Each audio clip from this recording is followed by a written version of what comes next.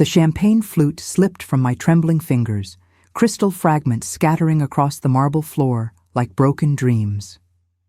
Through the floor-to-ceiling windows of the Palais de Tokyo, I watched models glide down the runway wearing my designs, pieces born from garage sale finds and discount bins. My brother Marcus stood frozen beside me, his mouth agape. The same mouth that had spent years spitting venom about my dumpster diving hobby. The announcer's voice echoed through the venue. And now, presenting the revolutionary sustainable collection by Emma Chen of Reclaimed Couture. I am his sister. The one he said would never amount to anything. Before we begin, if you enjoy true and exciting stories like this one, subscribe to the channel and leave a like. Write in the comments what city or country you are watching from. Now, let's get to the beginning of this story. Growing up in our family's Westchester mansion felt like living inside a pristine museum where everything had its place, and I never seemed to fit mine. The Chen family legacy was built on Marcus's achievements: Harvard Business School, a corner office at father's investment firm, a penthouse overlooking Central Park. Every morning, he descended the grand staircase in his perfectly pressed Armani suits, Italian leather shoes clicking against imported marble, while I sat at the breakfast table sketching dress designs on napkins. The dining room smelled of fresh orchids and disappointment, at least when I was around. Mother would glance at my thrifted vintage blazers and handmade accessories with the same expression she reserved for stepping in dog waste. "Emma, darling, when will you dress appropriately for your station?" she'd ask, her voice sharp as the edge of fine china. Father barely acknowledged my presence, his attention always focused on Marcus's quarterly reports and client meetings. The morning light streaming through the floor-to-ceiling windows seemed to illuminate everything except me, casting long shadows where I sat, invisible in plain sight.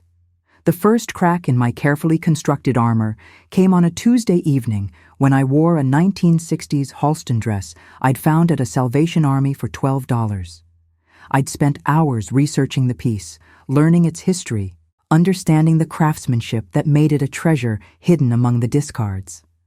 At dinner, Marcus took one look at my outfit and erupted in laughter so sharp it could cut glass. "Jesus, Emma, you look like you raided a dead woman's closet again," he said, stabbing his fork into his filet mignon with unnecessary force. "When are you going to stop embarrassing this family with your garage sale costumes?" The words hit me like ice water, but it was Mother's silence that truly stung. She said nothing, just continued cutting her food into precise, tiny pieces, her wedding ring catching the candlelight as if mocking my attempts at finding beauty in forgotten things. I excused myself before dessert, climbing the stairs to my room where vintage fashion magazines lined the walls and half-finished sketches covered every surface. That night, I stared at my reflection in the antique mirror I'd rescued from a thrift store, wondering if they were right. If my dreams were just delusions dressed in other people's discarded hopes. The escalation began subtly, like poison seeping through cracks in a foundation. Marcus started leaving fashion magazines on my pillow, Vogue, Harper's Bazaar, with sticky notes attached to pages featuring luxury brands I could never afford. "This is what real fashion looks like," he'd write, his handwriting sharp and mocking. During family gatherings, he'd introduce me to his friends as my sister, the professional dumpster diver, watching my face flush with humiliation while everyone laughed at his wit. The house began to feel smaller, the walls closing in whenever we occupied the same space. I started spending more time in the servants' quarters, a small sewing room I'd claimed as my studio, where the smell of old fabric and creative possibility mingled with the distant sound of Marcus's booming laughter echoing through the halls. One evening, I overheard him on a phone call with his Harvard friend. "Emma? She's still playing dress-up with dead people's clothes. It's pathetic, really. She thinks she's going to be the next Coco Chanel." His voice carried the casual cruelty of someone who'd never known what it felt like to have dreams dissected like specimens under a microscope. That night, the grandfather clock in the hallway seemed to tick louder than usual, marking time like a countdown to something I couldn't yet name. The breaking point came during my 25th birthday party, an event I hadn't wanted but Mother insisted upon for appearances. I'd spent weeks crafting the perfect outfit, a 1950s silk dress I'd found at an estate sale, which I'd carefully altered and paired with vintage jewelry that told stories of women who'd worn them to their own celebrations decades before.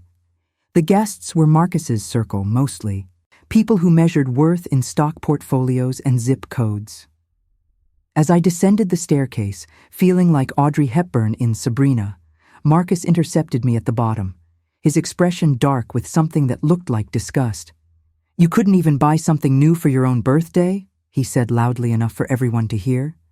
"This is a family event, not a costume party." The room fell silent. Crystal champagne flutes frozen halfway to lips, pearls and diamonds glittering in the chandelier light like an audience of witnesses.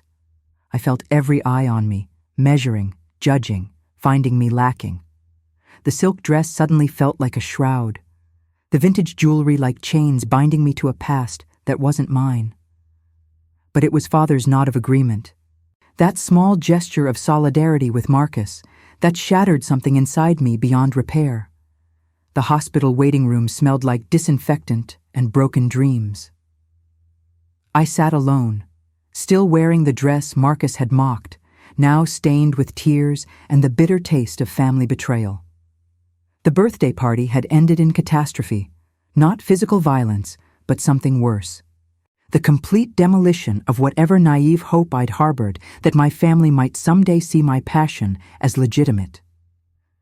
I'd locked myself in the bathroom for an hour, hyperventilating into my hands before slipping out through the servants' entrance like a thief escaping my own celebration. My phone had been ringing for hours, Mother, Marcus, even Father, but I couldn't bear to hear their voices. Then Michael called. My brother from another mother, a photographer I'd met at a flea market who understood that beauty existed in forgotten places. "They're asking where you are," he said, his voice gentle. "But more importantly, where do you want to be?" His question hit me like a revelation. For the first time in my life, I realized I had a choice. The woman who had spent 25 years seeking approval from people who would never give it died that night in the hospital parking lot, her vintage dress folded carefully in the passenger seat as I drove toward an uncertain but authentic future. The newspaper clipping arrived 3 days later, hand-delivered by Michael, along with a cup of coffee that smelled like possibility. "Sustainable fashion competition. Young designers wanted," read the headline, the words blurring through my tear-swollen eyes. Michael had circled the application deadline in red ink, 6 weeks away. "You've been designing clothes your entire life," he said, settling into the worn armchair in my tiny studio apartment, a space I'd rented with my trust fund, far from the Westchester mansion and its suffocating expectations. "The only difference is now you're designing for yourself, not for their approval." The competition called for a 5-piece collection that demonstrated innovative approaches to sustainable fashion. As I read the requirements, something stirred in my chest. Not hope exactly, but something fiercer, determination. That evening, I spread every sketch I'd ever drawn across the hardwood floor, years of creativity finally given room to breathe. Some designs were born from Depression-era ingenuity, others from punk rock rebellion, all connected by the common thread of transformation, taking something discarded and making it beautiful again. Michael helped me photograph each piece, his camera capturing not just the designs, but the story behind them. "You're not just making clothes," he said as the shutter clicked. "You're rewriting the definition of value itself." The investigation began in vintage shops and estate sales, but it led to something much larger. A network of women who'd been quietly revolutionizing fashion from the margins. Michael and I spent weeks documenting stories. Seamstresses who'd survived the Great Depression by turning flour sacks into wedding dresses, immigrants who'd built new lives by altering and mending clothes for wealthier neighbors, grandmothers who'd taught their granddaughters that style had nothing to do with price tags. Each interview revealed another layer of an invisible history. Women whose creativity had been born from necessity, but whose innovations had quietly influenced fashion for generations. We discovered vintage pieces that predated famous designer collections by years, proving that high fashion had been borrowing from secondhand stores and ethnic communities for decades without credit or compensation. One afternoon, in a Harlem boutique run by an 80-year-old woman named Mrs. Washington, I found a photograph tucked inside a 1940s coat pocket. A young black seamstress standing proudly beside a dress that bore striking similarities to a Dior design from the same era. "History ain't always written by the people who lived it," Mrs. Washington said, her fingers tracing the photograph's edges. "But the clothes remember." That night, I understood my collection wouldn't just be about sustainability. It would be about justice, about giving voice to the women whose creativity had been stolen and forgotten. The weeks before the competition blurred together like fabric dyes bleeding into water. My studio apartment transformed into a laboratory of possibility. Vintage pieces carefully deconstructed and reborn, traditional techniques merged with contemporary silhouettes, every stitch a small act of rebellion against an industry built on disposability and exploitation. I barely slept, sustained by takeout containers and the electric thrill of creation. Marcus called repeatedly, his voicemails oscillating between mockery and what might have been concern. "Emma, you can't seriously think this hippie fashion thing is going anywhere. Come home. Father's willing to find you a position at the firm." His words sounded hollow now, like echoes from a life that no longer fit. Meanwhile, my collection grew. A blazer reconstructed from 5 different thrifted pieces that somehow created perfect harmony. A dress made from vintage scarves that moved like liquid poetry, pants that transformed suit jackets into contemporary statements about gender and power. Michael documented every step, his photographs capturing not just the clothes, but the transformation happening to me. Confidence building like layers of fabric, purpose sharpening like the edge of well-honed scissors. Each piece I completed felt like a small victory against every voice that had ever told me my dreams were worthless. The grandmother clock in my apartment marked time differently than the one in my childhood home, not as a countdown to judgment, but as a rhythm supporting my creative process. The competition results arrived on a Tuesday morning that smelled like rain and new beginnings. Michael sat beside me on my studio floor as I opened the envelope with trembling hands, both of us afraid to breathe. "Congratulations, Emma Chen. Your collection, Reclaimed Heritage, has been selected as the winner of this year's Sustainable Fashion Innovation Competition. Your prize includes full funding for production and presentation at Paris Fashion Week." The words swam before my eyes, letters rearranging themselves into something that looked like a dream made manifest.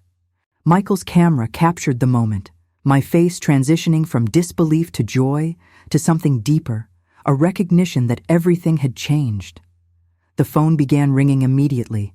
Fashion bloggers, magazine editors, buyers from major retailers. Each call felt like validation, not just for me, but for every woman whose creativity had been dismissed, every seamstress whose innovations had gone unrecognized. That afternoon, I called home. Mother answered on the 3rd ring, her voice carefully controlled. "Emma, darling, we saw the news. Marcus is...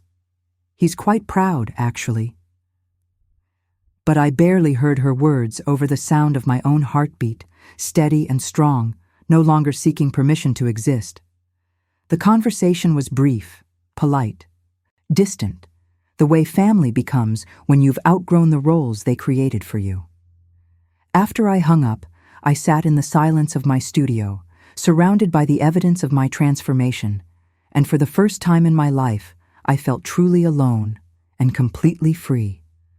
The Palais de Tokyo hummed with anticipation as models glided past in my designs, each piece telling the story of resurrection and reinvention. From my position backstage, I watched through the monitors as fashion editors leaned forward, photographers captured every detail, and buyers scribbled notes with the urgency of people witnessing history. The collection I'd built from thrift store finds and forgotten treasures moved down the runway like a manifesto-made fabric, each model embodying the women whose stories had inspired the pieces. The finale approached, a wedding dress I'd constructed entirely from vintage handkerchiefs and lace doilies, representing the accumulated dreams of generations of women who'd made do with less, but created something beautiful anyway. As the last model disappeared behind the curtain, the silence stretched for an eternal moment before exploding into applause that sounded like thunder, like validation, like the universe finally saying yes. Michael grabbed my hand and pulled me toward the runway for the designer's bow, but I froze as I spotted a familiar figure in the front row. Marcus sat beside Anna Wintour, his expression unreadable, his perfect Armani suit somehow diminished by the creative energy surrounding him. Our eyes met across the runway, and for the first time in our shared history, I saw something in his face that looked like respect, or maybe fear, the recognition that the sister he'd mocked had become someone he could never hope to be. 6 months later, I stood in my new atelier in the Marais, morning light streaming through tall windows onto cutting tables where my team transformed discarded garments into tomorrow's treasures. Orders flowed in from boutiques across 6 continents, each purchase representing someone who believed that fashion could be both beautiful and responsible. The space smelled like possibility and purpose, lavender sachets from vintage linens, the clean scent of pressed cotton, and underneath it all, the satisfying aroma of creative work. My assistant, a young woman from Parsons who'd applied after seeing my Paris show, approached with the day's schedule: consultations with sustainable fabric manufacturers, a video call with my documentary team. Michael's project about overlooked fashion innovators had been picked up by Netflix, and lunch with a museum curator interested in my vintage collection research. Through the window, I watched Parisians hurry past carrying coffee and croissants and dreams, each person a story waiting to be told. My phone buzzed with a text from Marcus. Saw the Times feature. Dad wants to invest. Proud of you, Em. I smiled and set the phone aside without responding, not out of spite, but because his approval no longer mattered. The woman who had once measured her worth by family acceptance had evolved into someone who created her own definitions of success. That evening, as I locked the atelier and walked through streets where Coco Chanel had once revolutionized fashion, I thought about all the women whose dreams lived on in vintage seams and forgotten patterns, finally given the recognition they'd always deserved. And you? What do you think? Did she do the right thing? What would you have done in her place? If this story touched you, leave a like, subscribe to the channel, and tell us what you thought in the comments. Your support is what helps us continue bringing you exciting stories like this one. Now watch other stories on screen. We'll see you next time, with love and respect.